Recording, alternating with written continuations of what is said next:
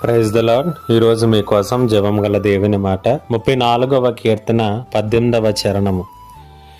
విరిగిన హృదయము గల వారికి యెహోవా ఆసన్నుడు, నలిగిన మనసు గల వారిని ఆయన రక్షించును.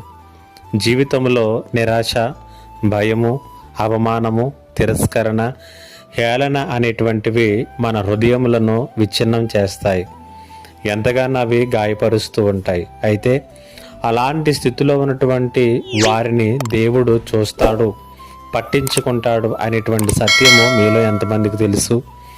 34వ కీర్తన 18వ చరణంలో కీర్తనాకారుడు అంటున్నటువంటి మాట, విరిగిన హృదయము గల వారికి యెహోవా చాలా సమీపముగా ఉంటాడు, నలిగినటువంటి మనస్సు గల వారిని ఆయన రక్షిస్తాడు అనేటువంటి మాటలు మనం చూస్తున్నాం.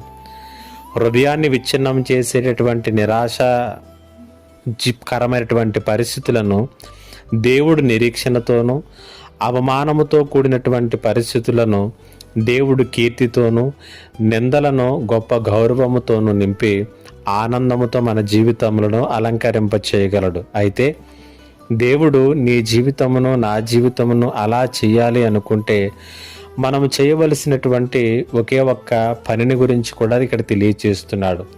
మన హృదయములనట సంపూర్ణంగా దేవునికి ఇవ్వాలి అని తెలియచేస్తూ ఉన్నాడు. ఈ మాటలు వింటున్నటువంటి నీవు కూడా విరిగిన స్థితిలో ఉన్నావేమో, నలిగినటువంటి స్థితిలో ఉన్నావేమో, నీ హృదయము విచ్ఛిన్నమైనటువంటి స్థితిలో ఈ మాటలు వింటూ ఉన్నావేమో.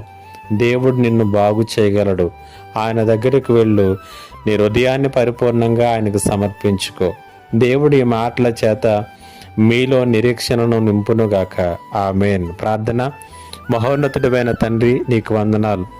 విరిగి విచ్ఛిన్నమైనటువంటి స్థితిలో ఉన్నటువంటి జీవితాలను ఇప్పుడే దర్శించి, నలిగినటువంటి హృదయాలను సమీపించి వారిని బాగు చేసి తిరిగి మరలా కట్టడం ప్రారంభించమని యేసు నామములో అడిగి వేడుకొనిచున్నాను తండ్రి. ఆమేన్. మా ఈ అనుదిన చిన్న ధ్యానాల ద్వారా మీరు అనుదినము బలపడుతున్నట్లుగా మీరిస్తున్న ఫీడ్బ్యాక్ని బట్టి దేవుడిని ఎంతగానో మహింపరుస్తున్నాం. ఇంకా ఎవరైనా మా ఛానల్ని సబ్స్క్రైబ్ చేసుకోకపోతే సబ్స్క్రైబ్ చేసుకోనండి, లైక్ చేయండి, షేర్ చేయండి. దేవుడు మిమ్మల్ని దీవించునుగాక. ఆమేన్.